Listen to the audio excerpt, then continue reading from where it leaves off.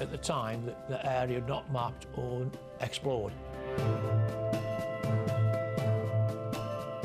Fort Brooke was 2,500 feet high, surrounded by barbed wire. All the huts made of bamboo, just bare floor. Water came from the river, no electric, and it was being so isolated, all the food had to be dropped in once a week by airdrop. Like the new villages, these jungle forts must fulfill two very different roles. They are police strongholds, strategic bases for patrolling deep into the jungle.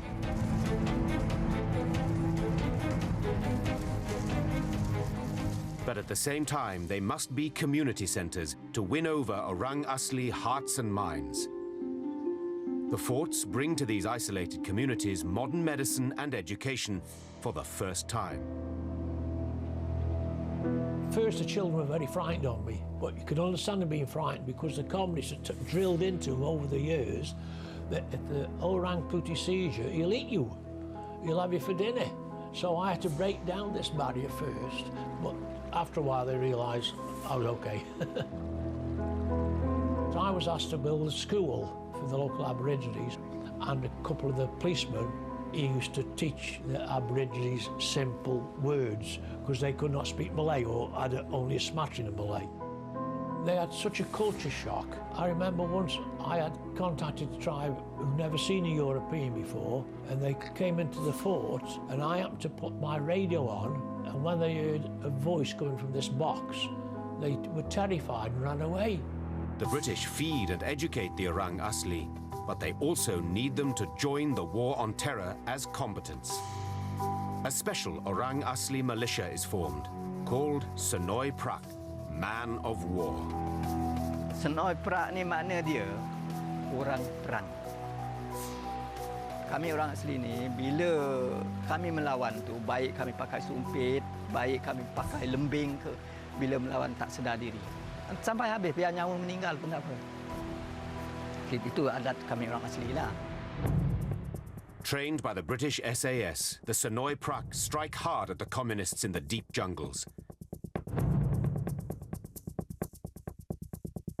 And by 1956, the new forts have broken Orang Asli bonds with the communists. All over Malaya, Templars' surge is at last turning the tide of the war. The communist leadership has been decimated, and Chin Peng himself is in Thailand.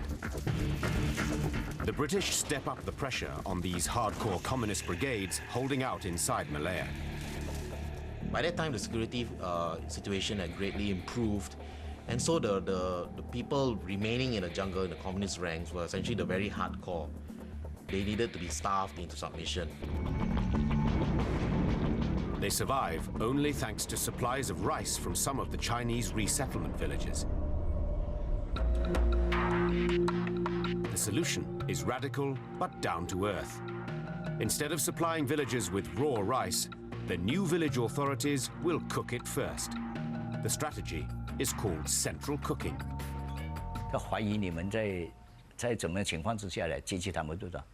后来他出了一招，米不能够让你们自己煮，把一个大锅饭呢，全村人到时到后那个煮好了，在那个一个集中那个地方，你们去拿那个饭。Central cooking has a deadly effect. The flow of rice from village to jungle dries up.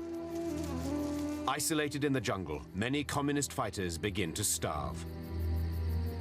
我们夫妻也是很辛苦啊，没有2次饿肚子，牺牲得很大，饿死啊。 Dalam pertempuran, agaknya banyak juga kawan kita korban. Tapi itu patut. Ini pengorbanan di dalam kebuluran. Nah, itulah tak. Sampai ke tak boleh berjalan, tak boleh bergerak.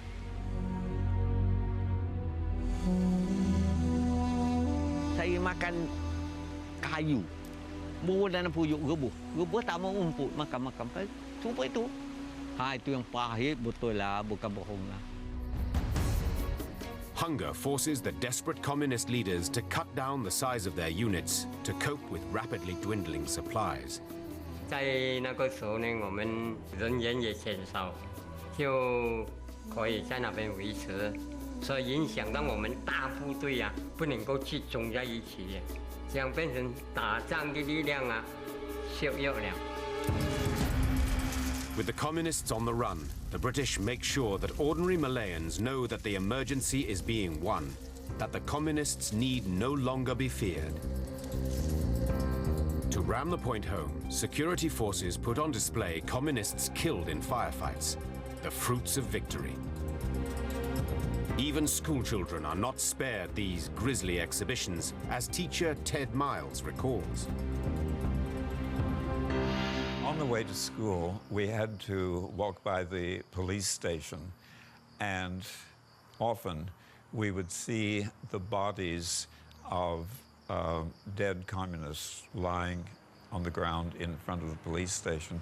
They would be brought in by helicopter and spread out, I suppose for identification purposes to start with, but it always was a stark reminder that there was a war going on.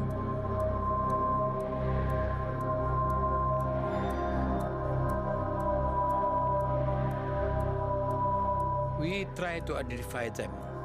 So we place it at the foot of the police station, and then the public will come and have a look. We have our men mixing with them. We will see whether tears come out or not. Then we would follow and do proper investigation to find out.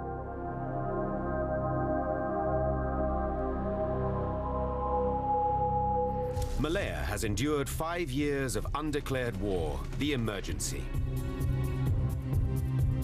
Now Sir Gerald Templar must prepare war-weary Malaya for a new challenge: independence.